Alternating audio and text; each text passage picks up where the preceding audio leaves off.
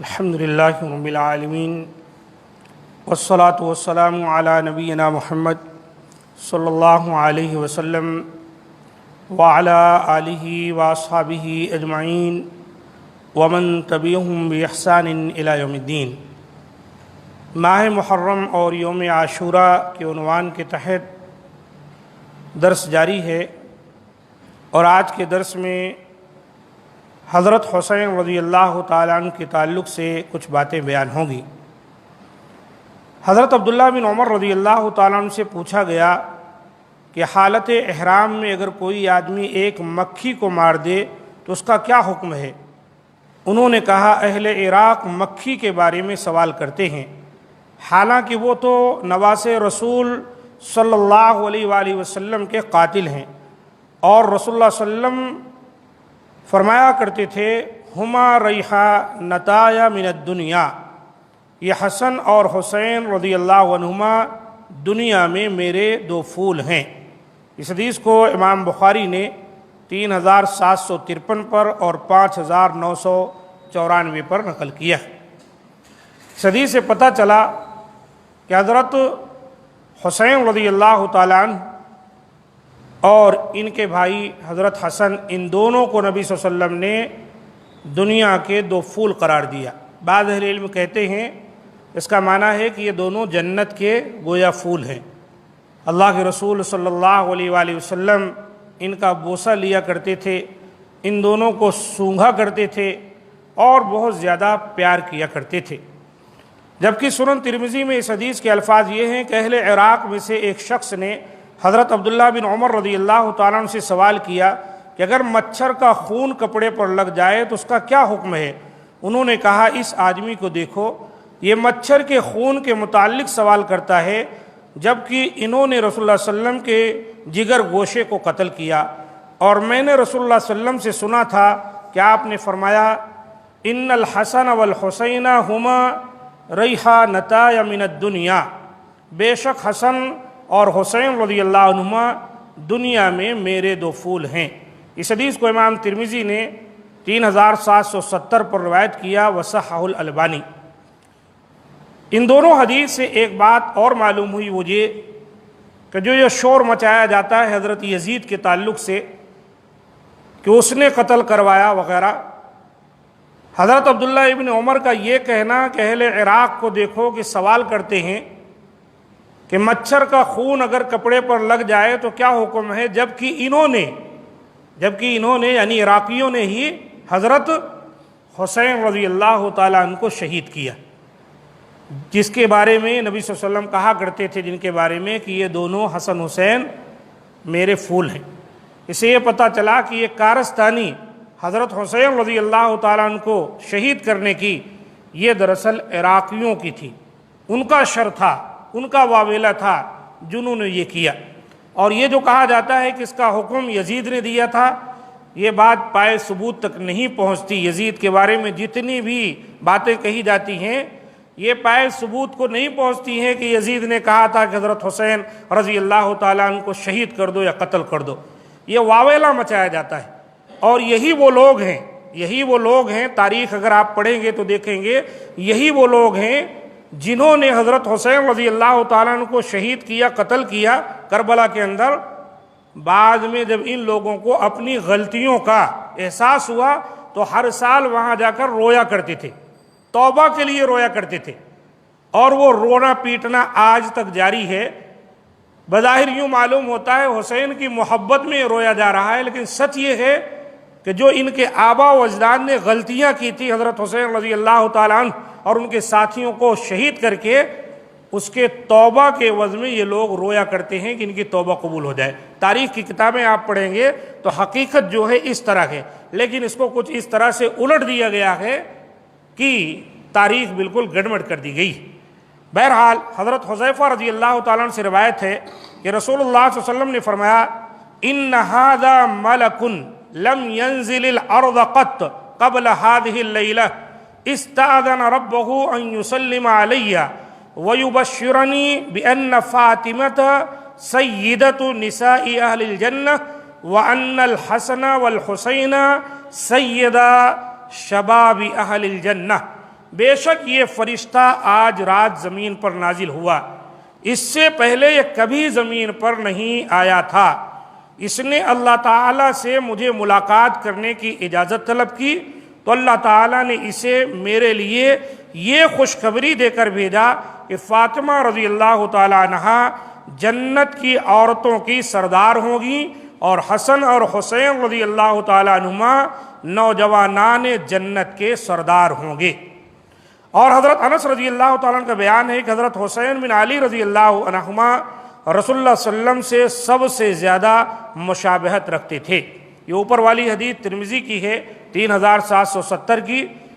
اور علامہ البانی رحمۃ اللہ علیہ نے اسے صحیح کہا ہے۔ ترمذی کے ہے 3781 کی وصححہ الالبانی، اور دوسری حدیث کی سب سے زیادہ مشابہت حضرت حسین بن علی رضی اللہ تعالیٰ عنہ نبی صلی اللہ علیہ وسلم سے رکھتے تھے، یہ بخاری شریف کی 3748 نمبر کی حدیث ہے۔ اس سے یہ پتہ چلا کہ حضرت حسین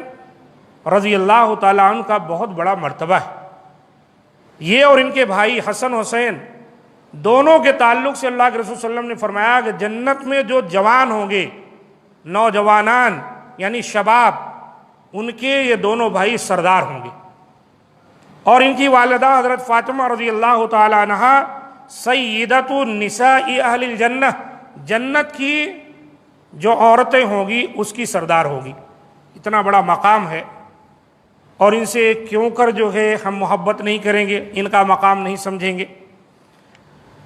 تو معزز سامعین کرام، ان تمام احادیث میں حضرت حسن اور حضرت حسین رضی اللہ عنہما کے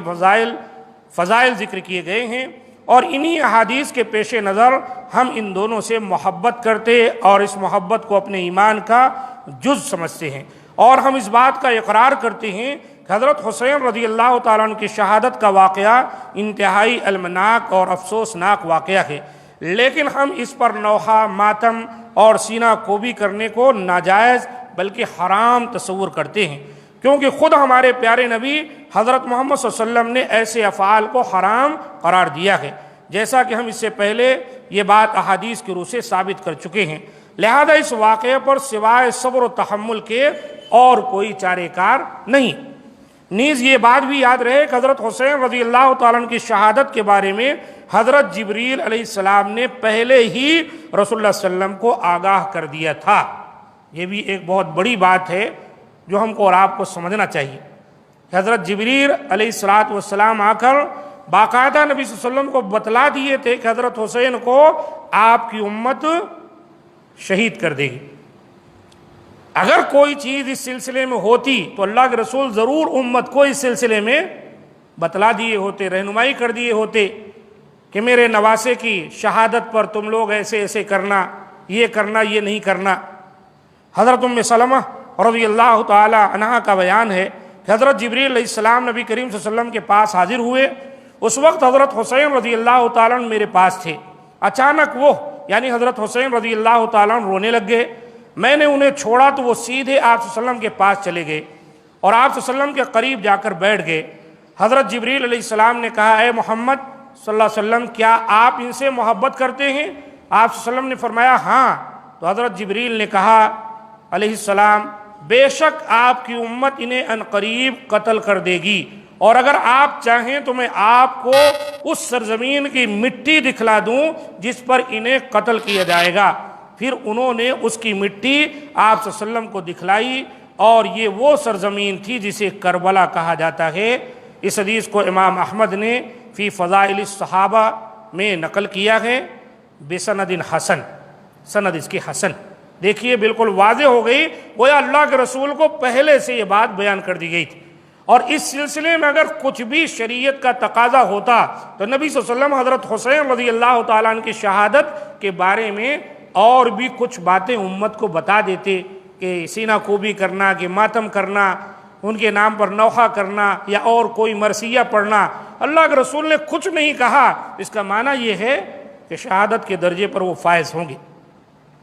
چنانچہ ہم حضرت حسین رضی اللہ تعالیٰ عنہ کی شہادت کو اللہ تعالیٰ کی قضا و قدر سمجھتے ہیں، جیسا کہ حضرت حسین رضی اللہ تعالیٰ عنہ کے والد حضرت علی رضی اللہ تعالیٰ عنہ بھی بقضاء و قدر الہی شہید ہوئے، اور آپ اس وقت شہید ہوئے جب آپ 40 ہجری میں 17 رمضان بروز جمعۃ المبارک کو فجر کی نماز ادا کرنے کے لیے جا رہے تھے۔ اسی طرح ان سے پہلے حضرت عثمان رضی اللہ تعالیٰ عنہ کو بھی ظالموں نے انتہائی المناک انداز میں شہید کیا، اور آپ ماہ ذوالحجہ 36 ہجری میں ایام تشریق کے دوران شہید ہوئے۔ اور ان سے پہلے حضرت عمر رضی اللہ تعالیٰ عنہ بھی اس وقت شہید ہوئے جب آپ فجر کی نماز میں قرآن مجید پڑھ رہے تھے، اور یہ سب یقینی طور پر حضرت حسین رضی اللہ تعالیٰ عنہ سے افضل تھے، اور ان کے شہادت کے واقعات زیادہ المناک اور افسوسناک ہیں۔ لیکن ایسے تمام واقعات پر ہم سوائے انا للہ و انا الیہ راجعون کے اور کیا کہہ سکتے ہیں؟